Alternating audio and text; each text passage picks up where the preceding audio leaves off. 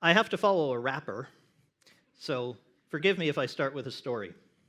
I'm going to tell you a story about Bill Buckley, who was one of the first institutional programmers, not in academia, but working at an organization. But I'm not going to tell you about him because of his programming. I'm going to tell you about him because he was my father, and he was very wise.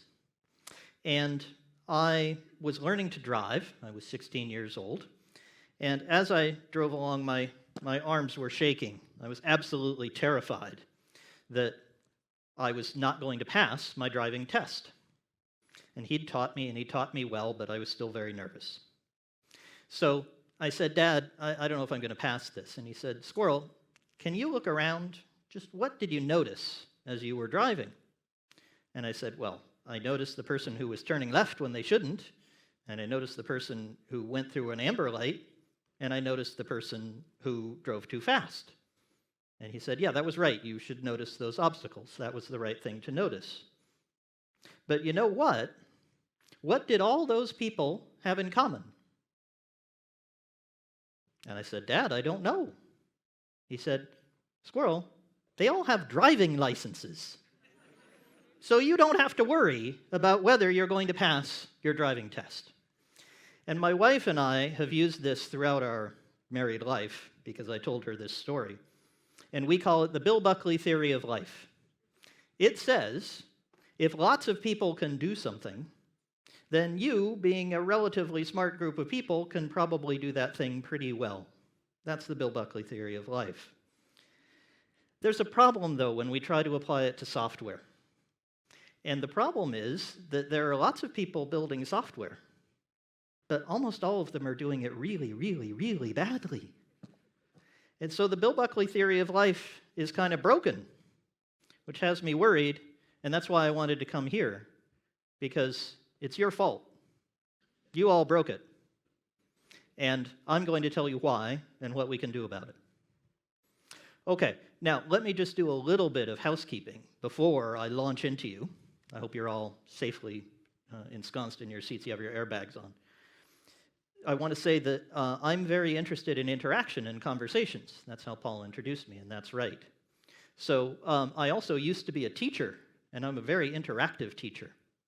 So those of you who sat in the front, you might regret your choice, because I'm going to ask you to do things and answer questions and respond to bits and talk to me, okay? And I'm ready for you all to ask me questions too. I don't know quite how that works logistically. We'll figure it out. But I'm not going to be here tomorrow. I have to get home to someone who's ill. So if you want to ask me questions, either do it by shouting out or by coming to me afterwards, or you can get in touch with me through my website. Okay, enough logistics. Let me start beating you up. How many of you are Agile coaches? Okay. Yeah, you're good. Don't put your hands up. You're properly concerned. Scrum Masters. You can't hide too much. A bunch of you put your hands up for Luke Shun before. Okay, good. So yeah, buckle in. Make sure there's something safe, keeping you in every side, because I'm not unhappy with you personally. I don't think you personally did anything, but I can't figure out what Scrum Masters do or why we have that title, or Agile coaches either, and I can't figure out why we have frameworks. So what I'm going to suggest for you is that there are much better ways of organizing our technological work than frameworks. And let me give you an example of a horrible, horrible catastrophe that I observed early in my consulting career. I walked into the client where they had hired me to come in and help them with something that was going horribly wrong. They didn't know what. And I looked around and I saw one of the most beautiful Kanban boards I have ever seen in my life.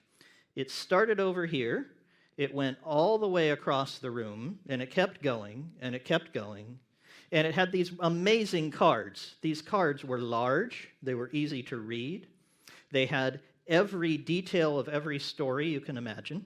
On the back was a record of the conversation that had happened between the product owner and the developers, and all of the discovery they had done, and so you could take the card off and look at it, and then you could move it into the correct column. This was brilliant. I looked at this and I thought, you could write a textbook about this. There was one little problem, And I didn't discover this problem for a while because they kept talking about how they had released the software. They had a column that was called done. And I thought, oh, great, these things are done. Could you show me? And they could show me. But it struck me that all the URLs said demo at the beginning. And I went and I checked the history, and I observed that this system was not in use, and it hadn't been for 2 years. So this large team, about the size of 2 of these rows here, was busy in this room with this beautiful board, building amazing software, which no user had ever seen. And that's why I'd been called in, because the board was wondering, where's that software that we kept paying for, and what are all those developers doing? They couldn't figure that out. Well, I showed up and figured out what had happened, and strangely, a lot of those people weren't there the next day, and the 2 or 3 people in the back who actually knew how the old system worked, those are the ones that we actually built the software on, because we were using the old system that actually worked. Now, that's an example. It's an extreme example. I've only seen that once or twice. It made my heart bleed. But that's an example of doing everything right. And lots of us are very good at doing the right thing. And I often joke, and it's not fair. I think I've been fair so far, but I'm going to be unfair for a moment. I say, you turn to page 72 in the Scrum book, and it tells you what to do. Okay, you guys don't do that. I won't beat you up for that. But it feels that way sometimes. And there certainly are people who are not invested enough to come to a conference like this who do that, right? And you all know them, and some of you come and fix their teams, like I do, after people do that. So what happens, what goes wrong that causes someone to invest 2 years in building a system that no one ever sees, that's absolutely compliant with every Agile principle you've ever seen? What goes wrong? What happens? Well, the answer for me, at least, and the reason I wrote a book about it, is that people aren't having the right conversations. That we have a whole bunch of problems with sharing what's actually happening inside our heads, and it's much safer to turn to page 72. It's much safer to hold as one of the teams I worked with a few weeks ago said, well, we have a refinement for our refinement. And that makes sure that our refinement really goes well. You just can't make this stuff up. So what is easier is to avoid the conversation. What's harder, and some wonderful person in a session earlier with me said, well, what you really need here is courage. That's right. You need the courage to go rushing into the burning building to have the difficult conversation. I'm going to tell you some things that you can do, and I mean you, individuals out there. I don't mean your managers. I don't mean the CEO. I mean you can do to change that. Okay, you with me? You're willing to try that? I hope so. Okay. Now, I just want to imagine for a moment how people get there, right? So how does it actually happen that someone writes a book about Scrum, and it has all these wonderful things to do, and people follow it, and they don't get the results? Where the heck does that come from? So I just want you to imagine with me a moment a creation story. So how does somebody create one of these frameworks that I'm bashing and telling you aren't actually solving your problems? Well, the way I think someone creates it is they have a successful team. They have some team that builds some software, and some users actually get some benefit from it, and they're really happy. And someone says, we should write that down so we can do it again, and maybe we should tell other people, and we could certify them, and they could be masters or something. That would be great. The problem is when they write it down, they forget important bits. And there's one exception to this. I don't know if people even remember extreme programming anymore. But if you read the original extreme programming book, the one I think with a white cover, the earlier one, Beck actually talks a lot about courage and fear and some of the things that stop people having the right conversations. I think that's really good. But they're left out of so much else. I know there's lip service to them. I know, right? Yeah, you can go and read, and it'll say, yes, you should have this kind of conversation here. You should have a difficult action here to try to discover what your users really need. That's great, but you know as well as I do that there are tons and tons of teams that are out there slaving away in the mines of turning the crank on the latest Scrum or Kanban or SAFe or whatever it is ritual, and they're not producing any software. And the end state is that team with a beautiful board, right, that didn't produce anything for 2 years. You all have seen that. I know you have. All right. So I just wanted to imagine for you how we got there, because it's not because people did something wrong. It's not because they're out there trying to build bad software or not build it at all. But that's where we wind up. All right. And I just wanted to mention one story, one additional story from my own life, which is that at one point, I really wanted to follow the rules, and it was the rules of music. I was discussing this on the Squirrel Squadron forum, which is where I have tech and non-tech people together, and somebody reminded me of it, and I wanted to bring it up to you. My music teacher told me, my music theory teacher told me, write a motet. Most of you probably don't know what a motet is. I didn't either. It's a short piece of music. It takes about a page. And there are incredibly Byzantine rules for how a motet has to be written. And so the teacher gave us these rules, said, write me a motet, have it in on Friday. I'm a mathematician. This was great. So I sat down and said, I'm going to follow all of these rules. And it was very complicated. You know, I erased everywhere on my paper. I ripped holes in my paper. I had to start again. But I turned in a motet. The professor came back to me. She called me up at the end of the next class, and she said, Squirrel, first of all, this is an amazing motet. I've never seen such an extraordinary motet. It follows all the rules. I've never seen anybody follow all the rules before. And I said, well, thank you so much. And she said, well, don't thank me. It sounds terrible. It's really jarring. This isn't good music at all. I'd never played it. I just wrote down the music. And that's what I want to tell you about next. There's so many of us who never play the music. We never actually get the system live. We're following all the rules. We're doing all the right stuff.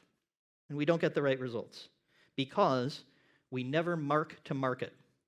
Okay, so who's in finance here? I'm hoping somebody that I can see, I can't see all of you, will tell me what mark to market means.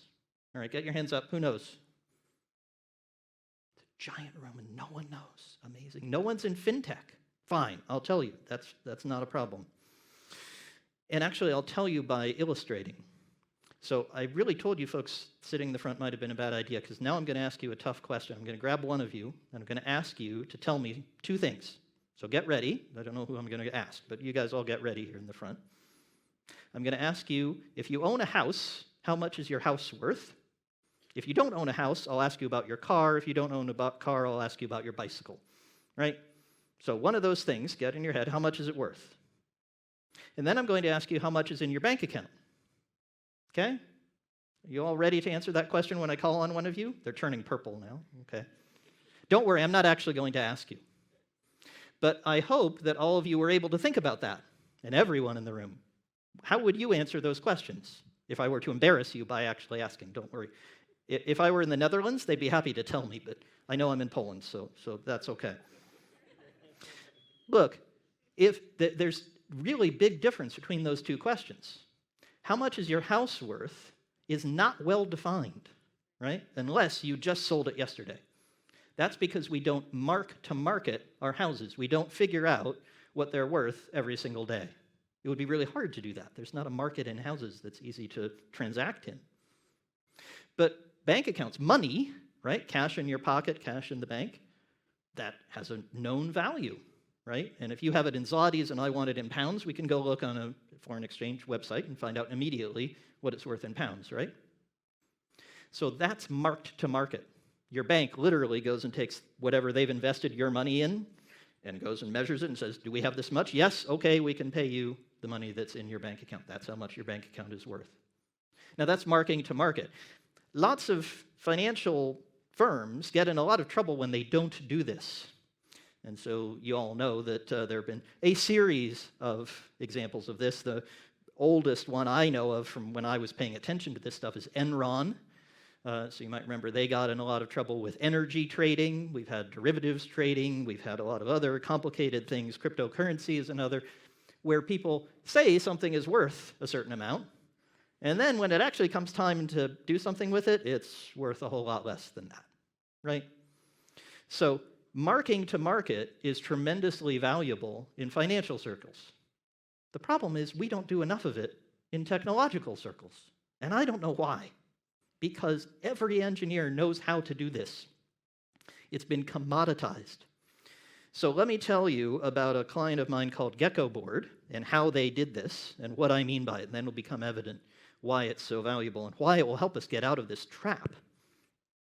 So Gecko Board make amazing, beautiful dashboards. So if you want your team, your sales team, to understand where they're selling more and where less, if you want your customer service team to understand how they're answering calls and how well they're doing on that, this is the place that you go, because they make these absolutely fantastic dashboards. You could make it as big as this screen up here, where I appear to be, and you can make it as big as you want and show everybody in your team. Now, of course, they're very interested in visual design, an area in which I'm very weak, by the way. I don't know much about it. But they want things to be as beautiful and colorful and positive as they can. And they're also very interested in whether their software is valuable. So what did they do? Well, I helped them to deliver in one-day slices. So let me give you an illustration of this. They wanted to have a color picker. They wanted you to be able to change the color of certain graphs on the screen. They had default colors. They wanted you to be able to choose new ones. And they wanted to know how valuable this was to their users. And they did not want to wait for all the time that it would take them to build the color picker, train all the users, tell everybody about it, and then see whether it was any good. So I said, great, we can do that. They started by doing something many of you may know called the painted door, where they put up a button that said color picker. And when you click the button, nothing happens. And they put this up on the beta version of Gecko Board, so they didn't annoy so many of their users. But some people who were willing to try sort of new stuff found this button, clicked the button, nothing happened, and reported bugs. And they were very happy about that. Now, the crucial thing is this took them no more than one day to do. And when I say one day, I mean the time to actually put the button up, make it live to the Gecko Board users, the beta users, gather feedback from them, and decide whether to do the next day's task. All of that happened in 24 hours. And guess what happened? A bunch of people clicked on it and said, well, I want to use this. And they could phone them up and say, what did you want it to do? Well, I wanted it to change the color of this over here. They said, good. This has value. Okay. Then they did the next step.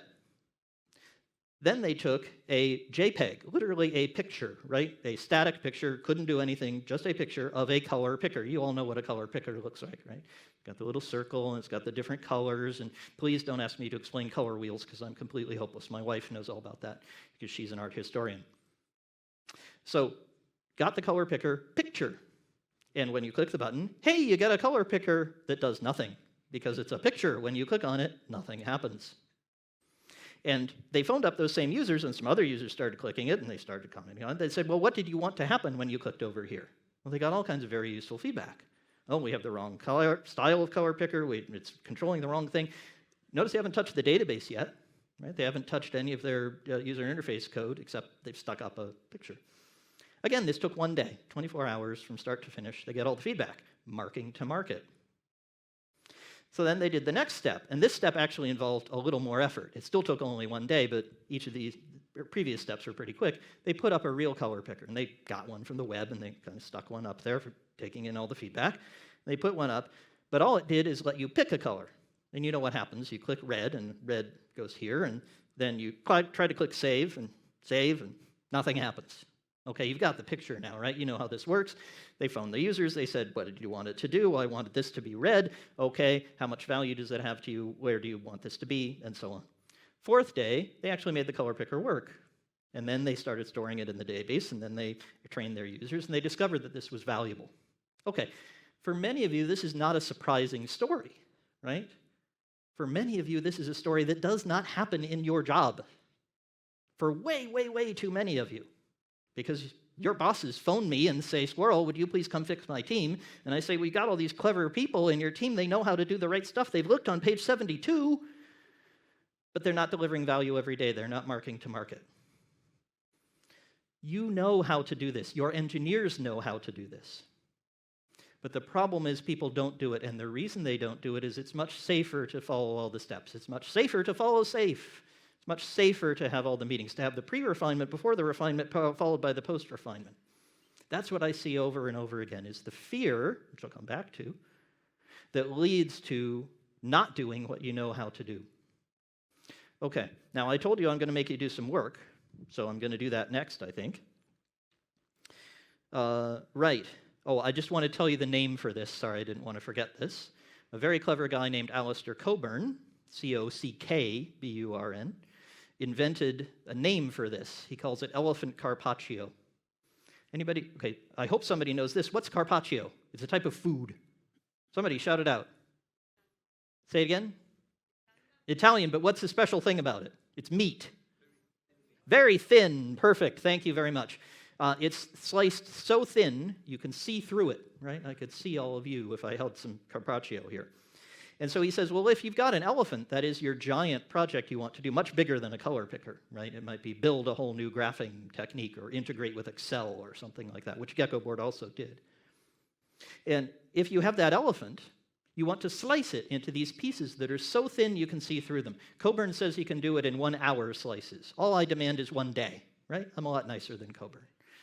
But the problem is people do slices that are 1 month, 1 quarter, 1 year, right? And those are not carpaccio, right? That's very thick slices. And the other problem that happens is people slice their elephant in the wrong direction. So I want you to imagine an elephant here, and here's the nose, and here's the tail, and here are the feet.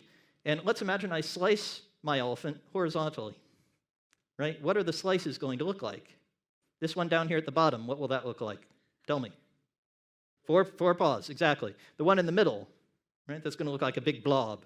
One at the top, maybe a little teeny blob, right? Because that's just none of them will look like an elephant.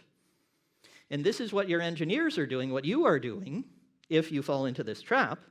When you try to market and you say, okay, great, I'm going to build in small slices. Squirrel said, do it in a day. Maybe I can do 1 piece in a day. I can do 1 ticket in a day. I'll do the database.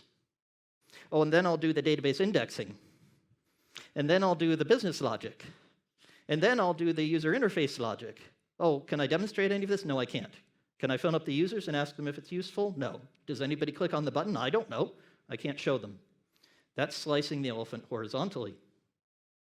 If you slice the elephant vertically, something very different happens. You get pieces that look mostly like an elephant, right? Now, if you slice it down through the middle, you'll get the tail. If you slice it a little further out, you'll miss the tail. I don't care. The thing looks mostly like an elephant throughout the whole process. And as you add more and more slices, you fill out more and more, and it looks more like an elephant, and that's what Geckoboard did, right? So they built up this color picker, and at every point it looked more like a color picker. First it was just a button, then it was a picture, then it was something you could pick, but it didn't affect the graph. As they did that, as they built up their elephant, they were always getting valid information from the market. They were marking to market with the actual information they had. And all of you know how to do this. I'm just giving you a name for something you know how to do. All right, so now I'm going to give you something to do. What I want you to do is get 3 or 4 people who are near you. This is an exercise, right? I'm going to give you 3 minutes. And in those 3 minutes, I want you to identify one thing and slice it up. So pick something that your teams are building. And remember, the criterion is release every day. This is going to be hard. I give hard homework, all right? I'm a tough teacher. You have 3 minutes. Go.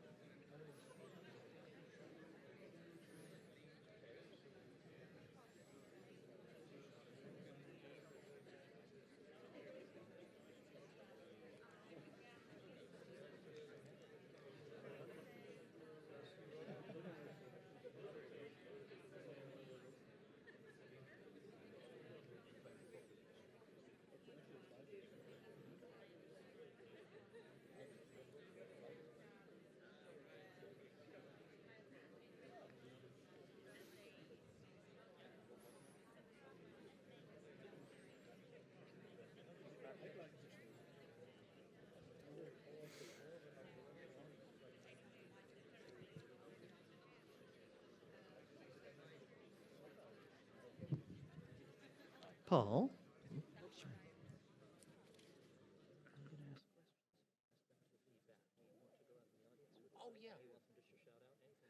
I'll take the mic to the audience.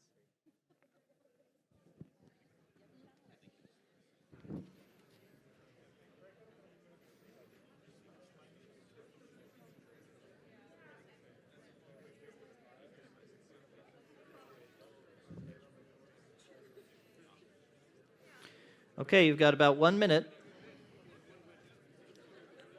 Remember, slice vertically. Always looks like an elephant.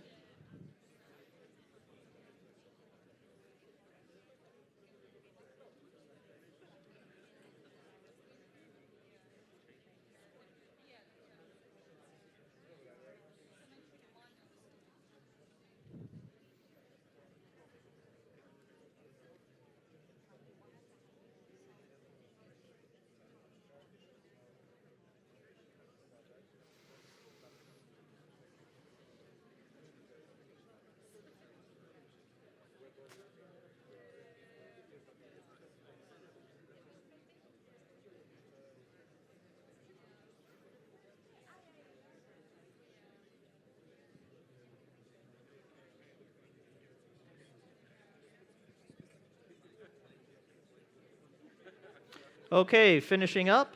5, 4, 3, 2, 1. Everybody quiet. Class. Eyes on me. Thank you. All right, very good. I hope that was at least a little enjoyable. I'd like to hear from some of you about what you learned. What especially did you find challenging? Was there any place where you said, this is hard, I don't know how to do this?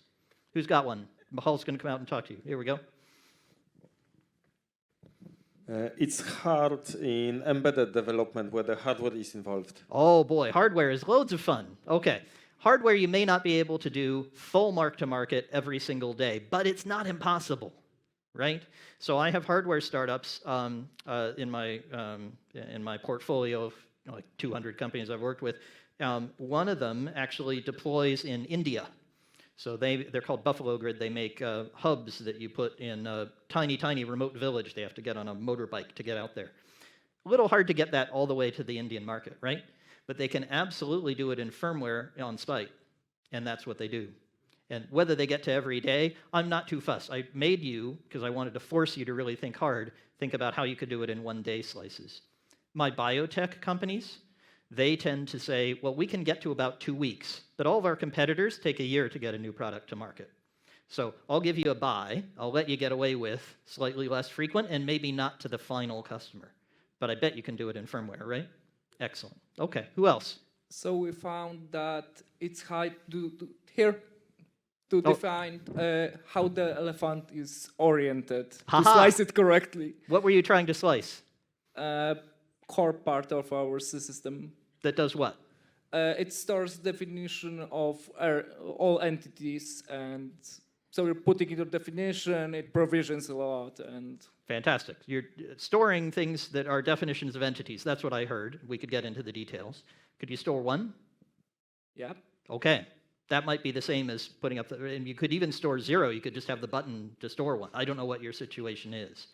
But the trick is I only gave you 3 minutes. That's not very long. So I hope that you got a little ways and that you could get further. But I have a bet on my website, douglassquirrel.com, and I'll invite all of you to participate in this bet, especially this gentleman. If you can find one you can't slice, please tell me. I would love to hear from you, because the bet is if I can't help you to slice it, I will buy you a beer. Now, I have never actually had to buy anyone a beer, because when I sit down with someone like this, I've done this enough times, and many of you have too, that I can pull out from you what you need to do.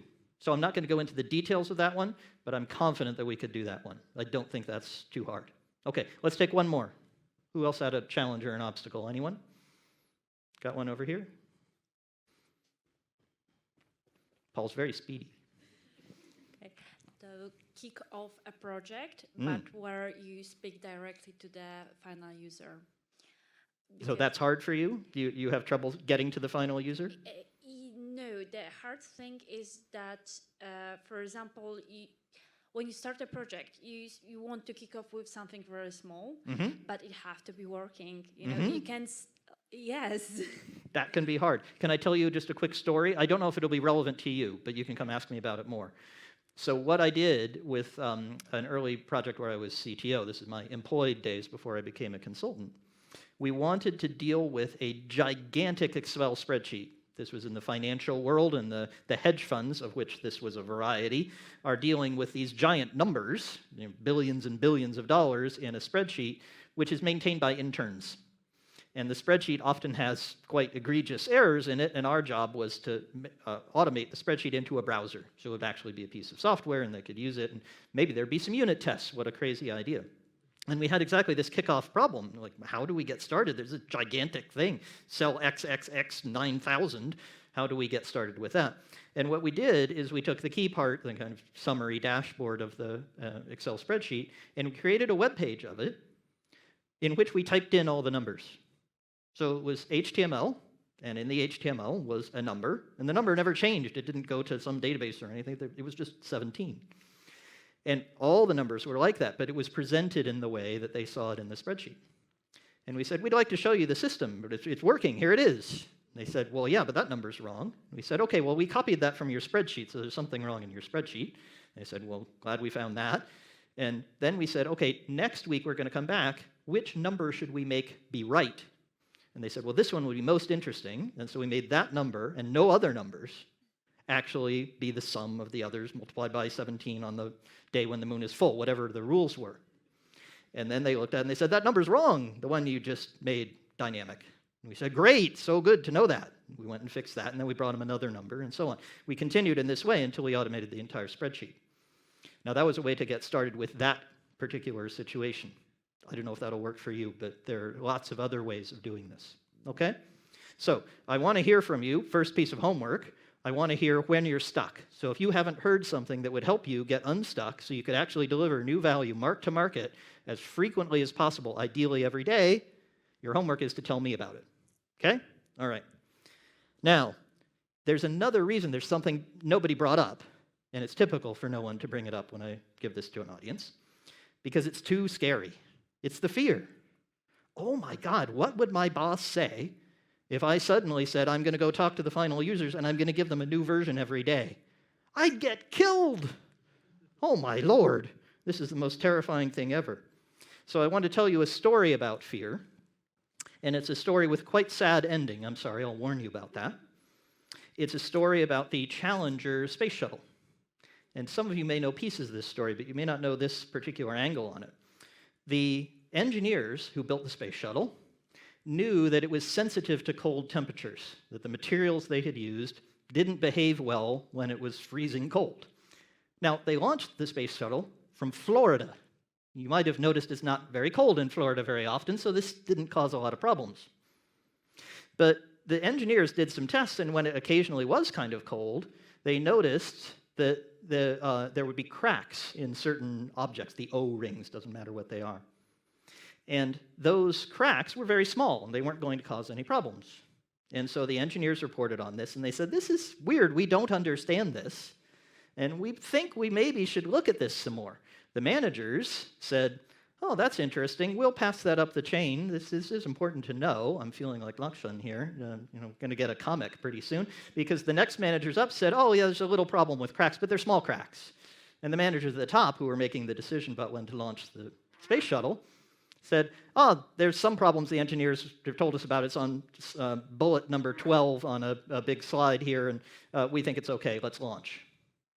And they got so confident, because over and over again they launched in cold temperatures, and these cracks were small, and they didn't understand them, but nothing bad happened, that they eventually became confident enough that they decided to have a civilian on the plane, a teacher. And they thought, great, she'll teach the class from space. It'll be so great. Everyone will learn about space. And as we all know, the Challenger exploded on that day, and all the astronauts died. And when you look back, and there's a brilliant person named Diane Vaughan who wrote a whole book on this, when you look back, what you see is there was a normalization of deviance. The normal situation was no cracks. The deviant situation was some small cracks. And because the cracks were always small and they didn't cause any problem, that became normalized. People became used to it. And so as it passed up the chain, the fear was, oh, I don't want to rock the boat here. I don't want to cause trouble. I don't want to delay the launch. And this has seemed to be fine. It's really okay.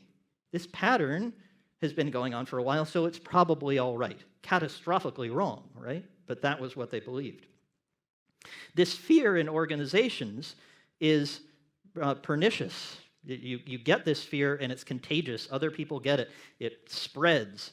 And I see in so many large organizations, many of you are in, trying to adopt things like Agile, that the fear is what gets in the way. That was what was in many of the comics as I was listening to Lakshan's talk. It was just amazing to see how fearful many of the people were there.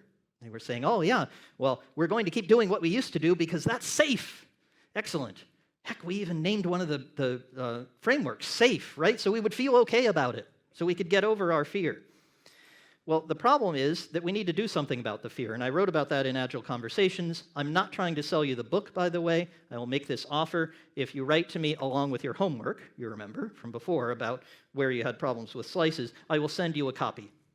So please write to me. Just look at douglassquirrel.com. You'll find all my stuff there, and you can also get free stuff from me and so on. But write me, and I'll send you a copy. But there's a whole chapter that Jeffrey and I wrote about fear. And what we said is, don't get rid of fear. You can't eliminate it. Fear is normal and healthy, and it's a good thing to have, but you can mitigate it, and you can make it discussable. So let me tell you an example of doing that, and this is going to resonate with lots of you. I'm coaching a CTO in California, and he has a chairman of the board in England, so they don't get to meet very often. And this chairman of the board keeps asking him, why do we pay all these engineers so much? Gosh, that investment in technology, it's not like any of my other portfolio companies. Could we just pay them less? Could we outsource? How could we get the costs down? And this happens over and over again. My CTO comes to me and says, Squirrel, I'm tearing my hair out here. I don't want to bug this guy or antagonize this guy. He runs the company. He's made a huge investment, and so I want to help him. But, you know, he just keeps asking me how to save money, and I keep telling him what I'm doing to address the investment that we have. What I'm doing is increasing the revenue, because what the way this guy Rob kept bringing it to Jason, the CTO, was that Rob would say, the benchmark in my other companies is that they invest this percentage of their revenue in their engineers. And Jason keeps saying, yeah, I want to get the numerator of that fraction to be bigger. Make the revenue more, then the fraction on the engineers will be lower. That's what I'm working on. And Rob just couldn't seem to hear this, because Rob just kept saying, why don't we pay them less? Why don't we get the denominator to be lower so we can improve this fraction? He kept working at this, and he came to me eventually, and he said, Squirrel, I'm just at the end of my rope. I can't deal with this anymore. And I said, how about if you talk to Rob? Now, this triggered a total fear reaction, right? Total chaos, concern from Jason. He said, man, I just do not want to talk to this guy. I think that it's not going to go very well, because he's already bugging me. I don't want to make it worse. I just want to know, how can I answer him? I said, Jason, you're not going to be able to do that unless you have a difficult conversation. And he said, oh yeah, one of those again, because I'm always coaching people on how to do this. And I said, we need to prepare for that, and we used a technique, I don't think I have time for it, called coherence busting. You can read about it in the book or ask me. And by coherence busting, figuring out a new way to look at how Rob was approaching the situation and coming up with mutually inconsistent ways that Rob might be thinking, I was able to help Jason be prepared to have that difficult conversation. Last week he had it, and he came back and he said, my God, Squirrel, Rob and I actually agree. This is amazing. I said, I told you that. That's what we worked on. And he came back and said, well, actually, you know, we figured out that our positions were really different. He wanted to save money on the engineering investment. I wanted to increase the revenue. Our interests, though, were really well aligned. We really wanted the same thing. So the result is that now they're going to work on increasing the revenue and doing some outsourcing in a place that actually makes sense instead of across the board, which didn't make any sense for Jason or the company. So that's a way of mitigating the fear. You notice Jason had fear. He said, man, I don't want to talk to this Rob guy. He runs the company. This is terrifying. And I mitigated that for him. I made it less scary by talking to him about how he could do it. I didn't get rid of it. And the company had fear, this pattern of normalization of deviance. The pattern was this kind of useless conversation among the leadership team. Oh, I want to reduce this. Oh, I want to increase that. Just butting heads, right? This couldn't possibly sound like anything you folks encounter, could it? Right? You are butting heads on these kinds of things all the time. I know you are because I talk to lots of you. And I know that that's what's happening to you. When you see normalization of deviance, when you see this pattern of consistent butting of heads and the company is getting used to being in a situation it should never be in, suspect fear, look for fear, and mitigate it. Okay, another exercise. I want you to identify with your little group what fear is uppermost in your mind. What fear is most interfering with your organization? Okay, got 3 minutes, go.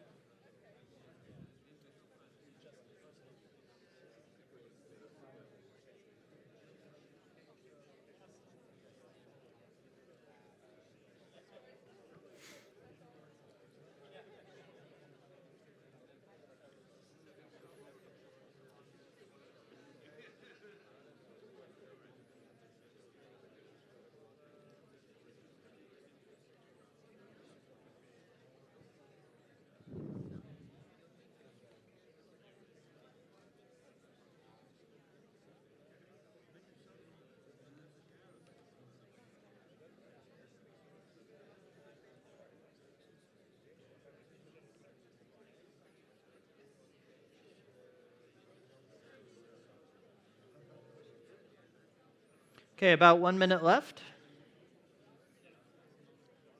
Remember, I'm just asking you to name the fear. Don't have to mitigate it yet.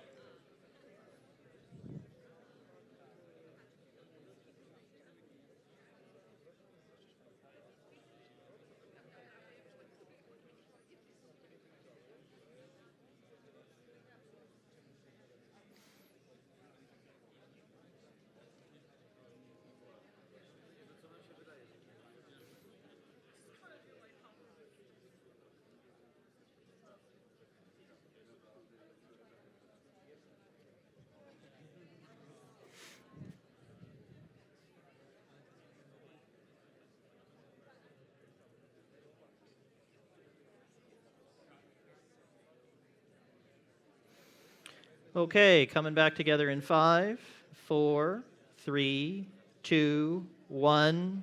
All right, done. Eyes on me. Everyone back. Hey, good. You guys learned quickly. Excellent. This is a good class. In the interest of time, because I'm not going to do what Lakshan did and just keep going over, I'm going to not come to you for this now, but I am going to offer that I can answer some questions after my official time ends. So I don't have any place to be. I'm here today. I won't be here tomorrow, though. So if you want to ask me some questions, stay here and ask, but you're very welcome to head out if you have other exciting things to do. I hear Krakow's really beautiful. All right, so let me finish and bring this all together by telling you another client story. I'm going to tell you about Gautier. Gautier runs a company. He's the CEO. The company is called Perlego. And around the globe, they bring students and professors together to get the right textbooks. So the professors assign textbooks and readings and things like that. Perlego helps the students know which ones to read and how to get the copies and the right versions and so on. So a very successful business. And Gautier came to me to say, something is terribly wrong in my very successful business because I can sell to every university on the planet. I have a very successful business model that's really working. And my technology team, they just don't seem to get anything done. It takes them months and months and months to get anything live to actual students and professors, and I need to do something about that. I said, I know about some elephants that could help you. And he said, that sounds great, let's do that. So I got working with his team, and I got to understand better what they were all doing.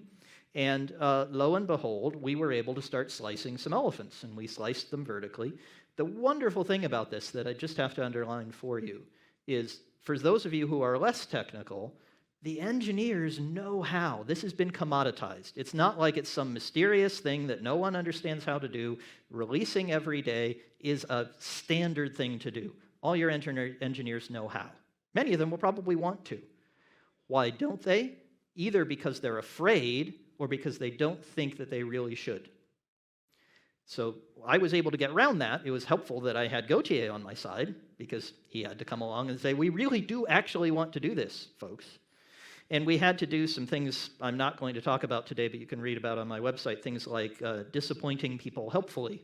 So we had to say, no, we're not going to build that thing for you that would take 8 months to complete. We're going to do something we can release tomorrow, and we're going to find out whether users actually want that. And guess what? They don't. But that was a very helpful way to explain to people what the actual result was going to be and why we were doing it, not just to disappoint them. So we managed to start doing that, but it really created an awful lot of fear in the rest of the organization. Those of you who have done transformations, you know what this is like, right? So the rest of the organization said, well, we have this 72-page strategy plan. I said, Gautier, could this possibly be related to the really slow engineering, the 72-page plan that has every detail in it? Could those be related? He said, yeah, probably. I don't really like those plans either. What can we do about it? I said, let's try to come up with a one-page plan for how the software will be used and what the new direction of the company will be. Guess what? We made a one-page plan, and that was acceptable, and that was something that mitigated the fear. The fear was we might build the wrong thing. People might be unhappy. This would be terrible. And yes, that fear came true. We couldn't get rid of it, but we could mitigate it by saying, look, we're going to have something we actually understand. We're going to experiment. We're going to learn. And today, Perlego does 8 to 10 experiments every week with a 30 or 40-person engineering team. So those experiments tell them very frequently that whatever it is they want to build is a terrible idea, but that something else would be better, right? And because they're marking to market, because they're running those experiments, they can learn that very quickly, and that mitigates the fear. So what do I want you to do? Well, I told you I was going to give you homework, so you have several pieces of homework. You might want to write this down.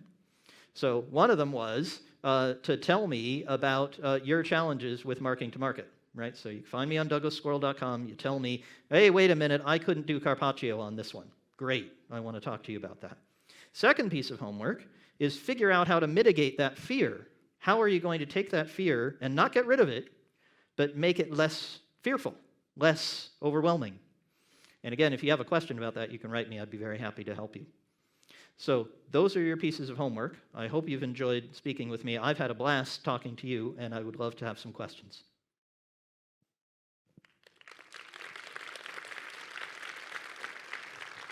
Where's Paul? I'm over Did Paul here. get away? Am I all right to do some questions? Yes, You we can take tell a me few not questions. to. We can take a few questions. Okay, but great. I would encourage everyone to please stay and engage Squirrel in conversation. If you're interested in this topic, he has so much to share, and he's a very pleasant conversationalist. So yes, let's take a couple of questions, and then we'll break for the dinner with the stranger.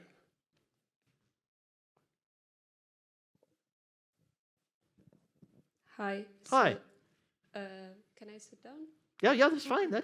You do anything that's fine for you. Do it in So- interpretive dance if you want. That's okay. I will cheat the system and I will try to resolve second part of the homework Okay. about mitigating the fear. So how do you mitigate the fear of releasing something to the end user that doesn't do anything? Wonderful. So you mean the fear of doing the painted door where the person might click a button and nothing happens. Okay, fantastic. I'm going to tell you another story. It's hard for me to stop telling the stories, but I hope they're helpful. Stories are the units of communication, right, really. So I have a client, and they're called Nested, and they, in Britain, help you to buy a house for cash. So we were wondering about marking to market for your houses. I gave you all heart attacks in the first row. So if you wanted to sell your house and actually find out what it was worth, you could go to them, and they would buy it from you, and then they would sell it. Of course, they take a cut, right? So you don't get the same amount. But you can sell your house very quickly. It's a much nicer experience for some people.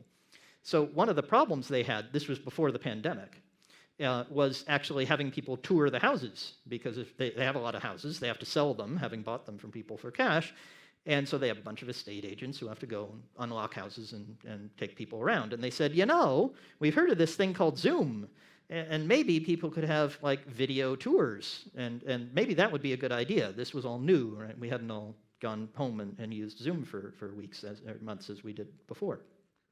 So they said, great, we want to try this, but we want to do it cheaply. We don't actually want to go and build the video tours. So what they did was very clever. They didn't tell me about this. They told me after. I was very proud of them, but very surprised. They got a list of all the people who were about to have physical tours, right? They were booked in, they had the time they were going to go to the house and go inside. And they texted all of them. And all of those folks got a text, and it said, would you like to have a video tour before your physical tour? Just to see if you like the house. Click here if you want to.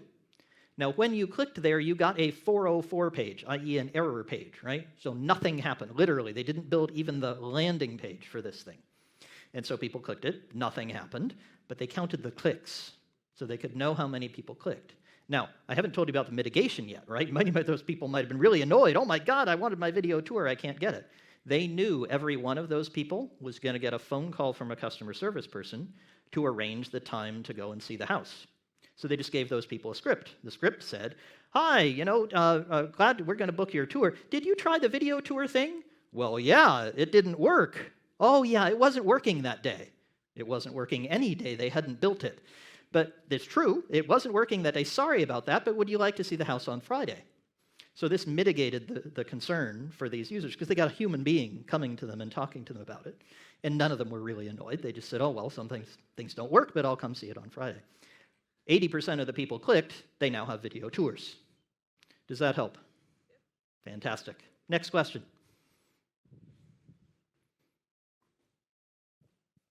Yeah. Hello. Hello. I really like the idea of the carpaccio, maybe because I'm a foodie, but I'm really interested, it's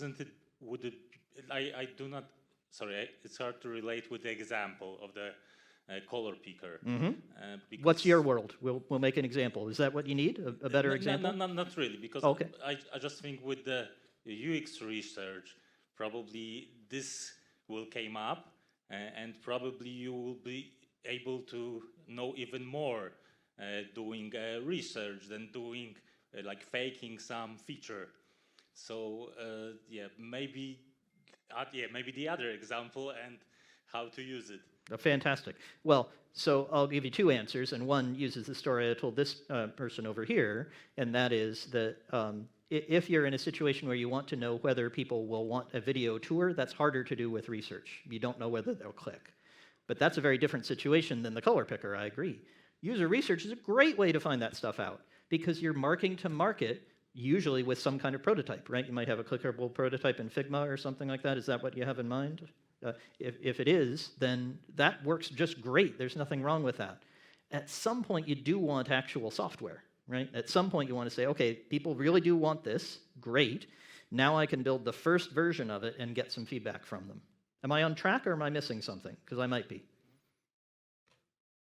Argue with me. I'd love to hear it. Still, I'm thinking like, why to invest in everyday shipping features, right? If you can have the data from other places and research. And get the data. That's all I care about. I don't care how you get it. If you have to use telepathy and suck it out of people's brains, I'm okay with that. But please get the data. Please mark to market. Because so many organizations I come into, I can't tell you the number of times I've come in and said, that software investment you've just made, it's a complete waste. You could have thrown the money in the toilet. It would have been better to take it and hand it out to homeless people in the street. That would have been a better use of your money, because nobody wants your product. And that's really depressing for all the engineers and everyone else. So please do user research. Please do painted door. Please text people things that don't work. Please find out what's happening. But please don't continue to accept the engineers who tell you, oh yes, we're 60% done, look at our velocity, right? We all know that doesn't work, and don't let anyone else get away with that. Fair? Fantastic. Next question. We got the one up here. I'm making Paul get lots of exercise today.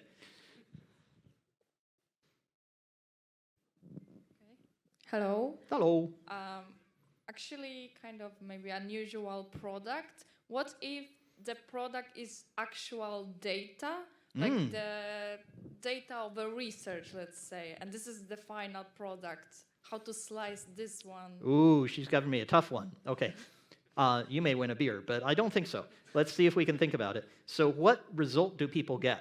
So did they get a report that says, your brand is this well known or something like that?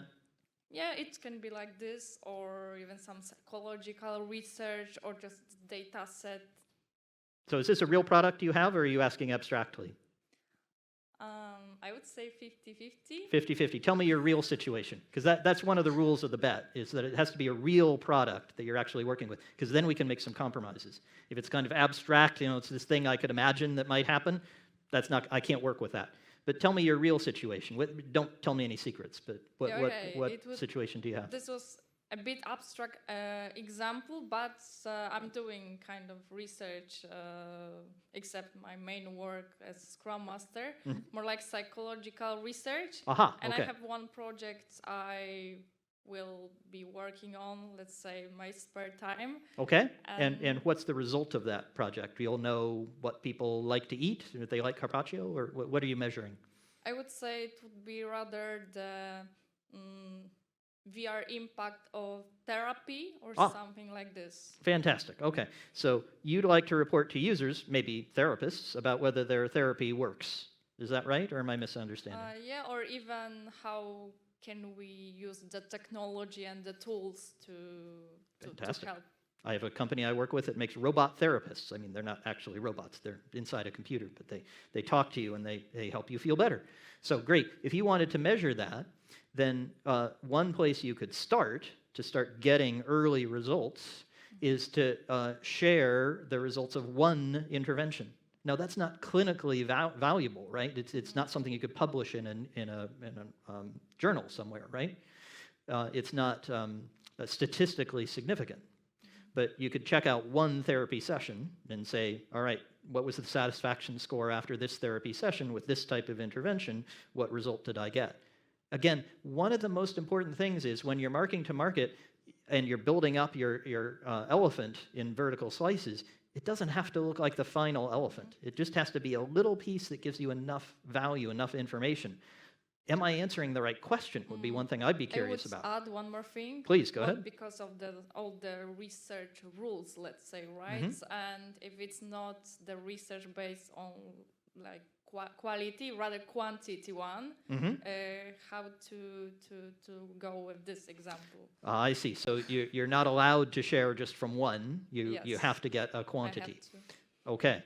Then I'd be looking, we'd have to sit down and do more of it because I am not a psychological researcher any more than I'm an art historian, okay? So I don't know these things in depth.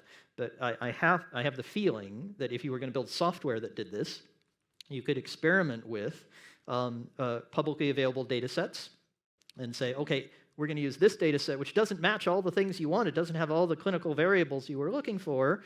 But if we showed you the report this way, would that give you the information you wanted? And the customer can say, well, yes, actually, that would work, except it's missing this bit. You say, great, say that again more slowly, and you write it down. So that's where I think we'd go, but you're welcome to ask me more about it. I think I shouldn't go more into psychology, because it's not my field. Okay, thank you. Excellent. Paul, do we have time for more questions? Should we stop there? I think this would be a good place to stop, although I would remind everyone that Squirrel was not kidding when he said he'd be happy to stay here and chat. And that I won't be here tomorrow. I have to hurry home to someone who's ill, so apologies. But I'd love to answer more questions, and I'm going to stay right here until you're all gone. Thank you so much.